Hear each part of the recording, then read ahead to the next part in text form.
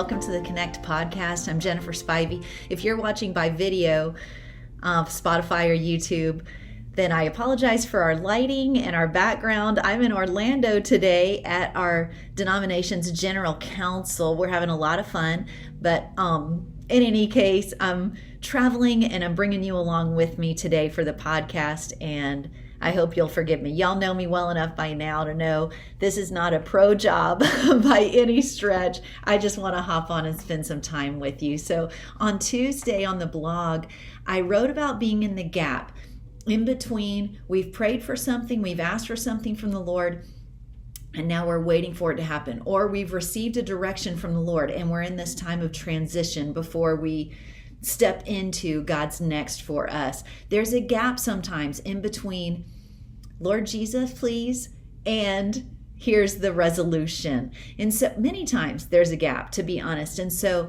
we talked about on the blog, you can go to it at www.jenniferwspivey.org if you like, or either of these pieces will stand alone, of course.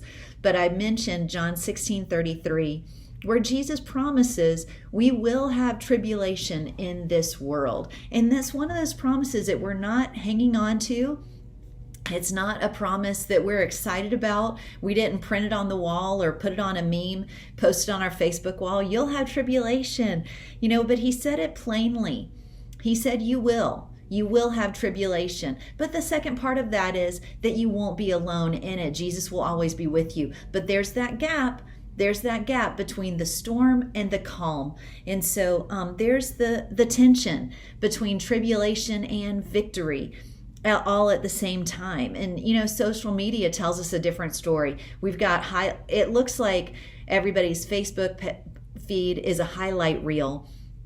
We're just sharing the good stuff. And of course, I'm not expecting people to share, hey, my toddler threw a temper tantrum in the grocery store today, or whatever, fill in the blank here. But it's not reality to think that everything is a highlight reel. And it's so hard not to get sucked into the comparison there when we're posting about promotions and birthdays and good news, family photos where everybody smiled at exactly the same time. It's not wrong to share those joyful things, but sometimes I wonder what would happen if we mixed in a little bit of real REAL with the real REEL. What if somebody saw your hard day and they didn't interpret it as weakness? They saw it as an invitation to walk together. I don't know, but I just want to encourage you that vulnerability certainly does not disqualify you. It connects us together. And the truth is that having emotions does not mean that you don't have faith. And being in the middle surely does not mean in any stretch that you're falling behind. I'm so grateful to God that he gives us the capacity for celebration and consolation at the same time. Joy and grief are, in my life right at this moment, they're not just next door neighbors, they're roommates. Like the difference between joy and grief in my life right now, the difference there is just a razor thin line. And I'm so grateful to God that he allows us to hold both things at the same time. There's room for celebration and consolation. And I'm so grateful for that. It's been funny, even this week, seeing people that saw me yesterday or seeing people that I haven't seen in a long time.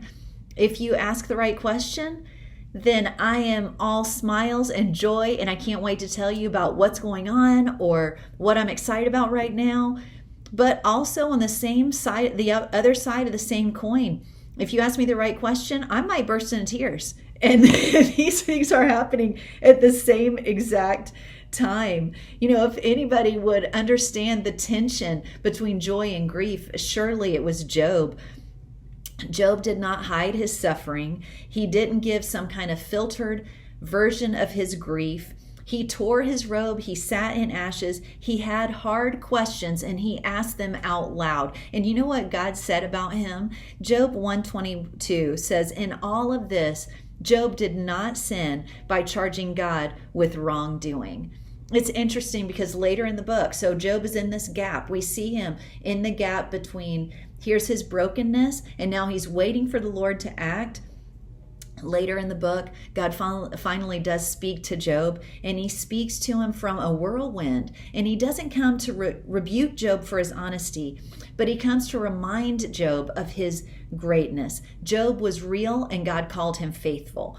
Your rawness, is that a word? Your realness does not cancel your righteousness. Your struggle doesn't erase your standing with God. Your questions don't disqualify you. And so I just want to recognize that there's this gap between the beginning and the end. Ecclesiastes, I blogged about it the other day. Ecclesiastes 7:8 says, the end of a thing is better than its beginning, and the patient in spirit is better than the proud in spirit. But what about that middle time? That middle time is a valid place to be, that space between obedience and outcome. We don't talk about that space very often, but it's real. It's real. And I just wanted to highlight another verse that I shared in my blog this week because a friend texted it to me, and it was such a gift to my life in this moment. She called it a light at the end of the tunnel verse.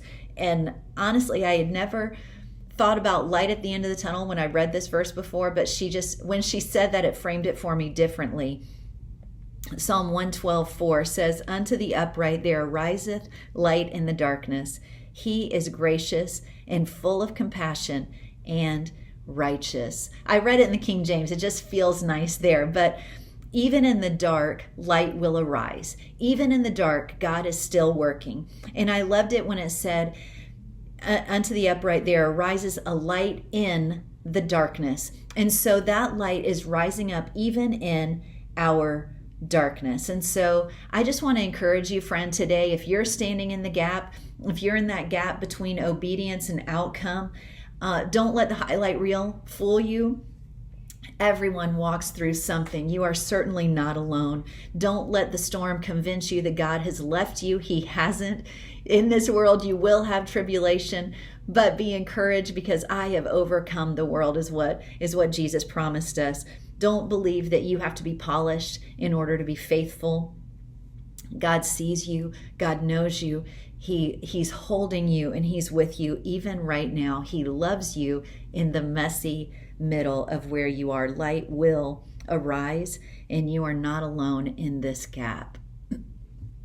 So anyway, my Facebook might look like a highlight reel, but let me tell you, there's joy for a fact and there's grief for a fact.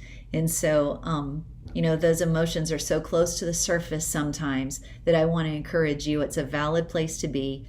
And I want to encourage you that you are not alone. If you need a space to be vulnerable, holler, I'm here. But find a friend, find somebody that you can tell the truth to, someone who will rejoice with you on your best days and encourage you on your challenging days, because surely that middle space is valid. And we're so grateful to the Lord for allowing us the capacity in our human hearts to hold celebration and consolation, joy and grief right next to each other. So if this episode encouraged you at all, please share it with a friend, like, comment, subscribe, follow. And I just want to encourage you today. If you're at the beginning, if you're in the middle, if you're at the end, you are being held. God is with you and he's doing a great work. You are never alone. The God of compassion is holding you right in the middle of your story. So until next time, I love y'all and I'm looking forward to connecting with you again soon.